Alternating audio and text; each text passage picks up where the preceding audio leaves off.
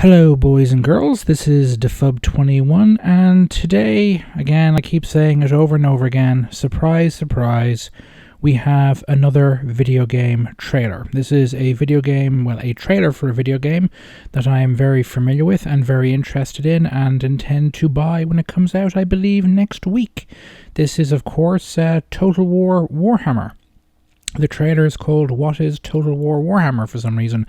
Must be kind of a general explainer trailer for people who don't know what the hell the game is about, I assume. I haven't looked at it at all yet, so I'll take a peek and then I'll let you know what I think.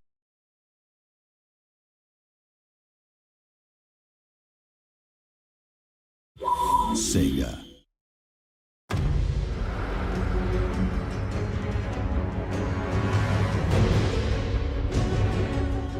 Enter a world of legendary heroes, mythical locations, and monstrous creatures. A world where reality itself ripples in storms of magical power, and thousand-strong legions of warriors clash in wars without end. Choose a race and a legendary lord to lead your campaign. Each is unique, bringing with them their own challenges, strengths, traits, and skills.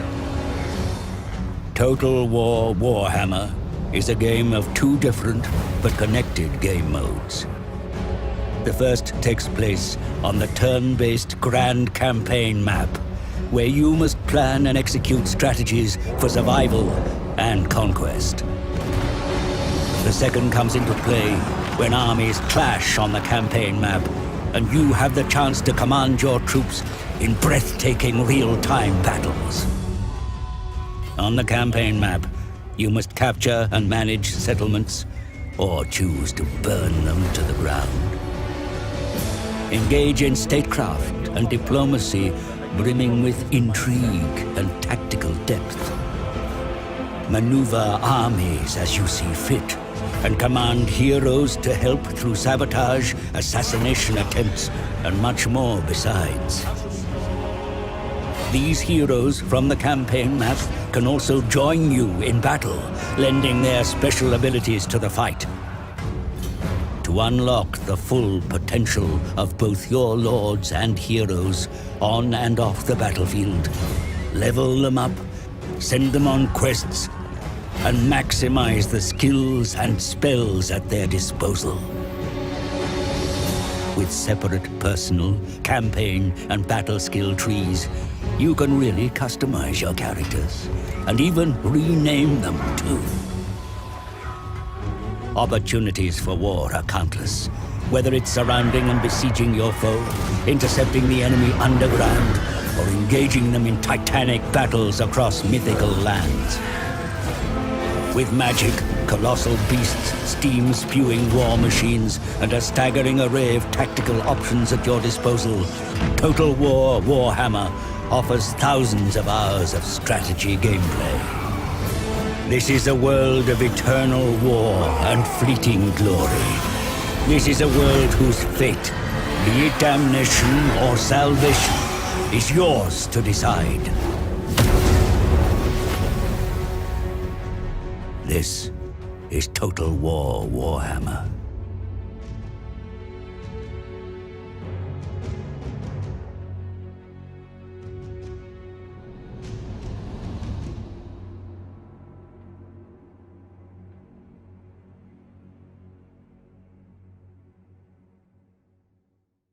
Menus.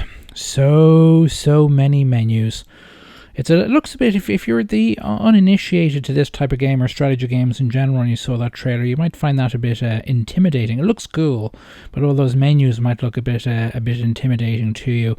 I must admit myself, I do in fact own one or two, I think I own at least two of the Total War games. I own Shogun 2 and I think I own Rome or one of the others. Actually no, I own one of the ones where you can play as the Americans. I never really got that far into it. There was a game-breaking bug that I fell foul of early on in the kind of training campaign we were playing as the Yanks.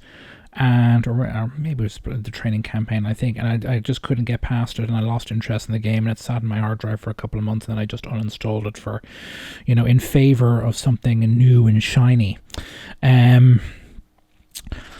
Yeah, so I've, at this stage, I don't really have the time to put in a couple of hours one of the other Total War games to get myself prepped and ready for this. But it looks cool. But the menu is certainly, again, if you're not a strategy gamer, might seem a bit intimidating to put a molly. But it looks very good. Gives you kind of an idea of the world in this kind of a basic surface way, and gives you a look what the game looks like, both in the overworld map where you're managing things and in the real-time battles. Visually looks great. Appears to be completely, as per all the other previous trailers, in-game or at least in-engine graphics, animations, and all the rest.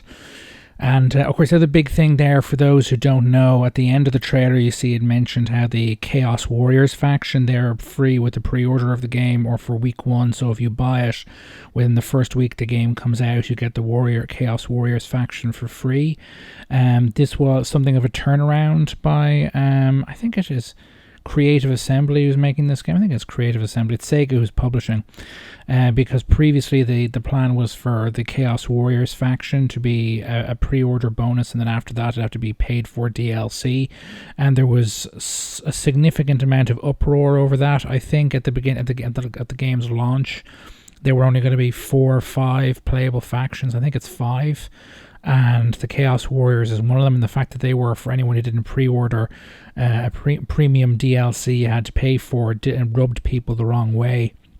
I mean, as a general rule, I sometimes will pre-order a game, but usually what I will do is I'll wait for the reviews to come out, and then I'll pre-order it, because they usually come out before the game is released, and then I pre-order 24, 48 hours before the game comes out, once I know it's, good, and I can, pick it up and buy it or pre-order it when I know that it's not a piece of C or AP. Well, crap, I can say crap. Of course, Aliens Colonial Marines is one of the most recent notorious examples of a game that was delayed. The non-disclosure agreement I think the reviewers had to sign meant they couldn't release the reviews till the game was already out and the damage had been done. Which, again, that was terrible. And this is, the whole pre-order and you get this DLC. It's become, industry standard at this point, it seems, unfortunately. And it seems to be geared mostly towards trying to get as many pre-orders as possible. Why that is, what the business model is, where they need to... I assume this isn't a form of early access where they're having to fund their game's late development by getting money from pre-orders, I assume. But I assume that's not the case. But there has become this kind of, as a lot of people, the gaming press have been railing against quote-unquote pre-order culture for some time. And this is just another example, or at least was, of it. But again, in this case, they have at least partially retreated, so you don't actually have to pre-order the game to get, as long as you buy it in the first week. How much less annoying that'll be for people, I don't know, but I assume there'll be a lot of people who'll be of the view of, I want the Chaos Warriors faction. I'm not buying the game till I get some reviews. I won't be able to buy the game until after it's come out. And I'm not paying extra money for the 5th playable faction, the 4th, but I think it's the 5th playable faction. So hopefully that will mitigate that anger within the customers, with supposed customer base, at the very least. Anyway, this is Defub21. If you enjoyed my disorganized ramblings on this trailer, please like this video. Let me know your thoughts about this game and this trailer, and whether you're going to get it or not, in the comments. Let me know your thoughts on pre-order culture and what you think about it, good, bad, indifferent, whatever you want, in the comments as well. And if you haven't already subscribed to my channel, please do so. Toodaloo.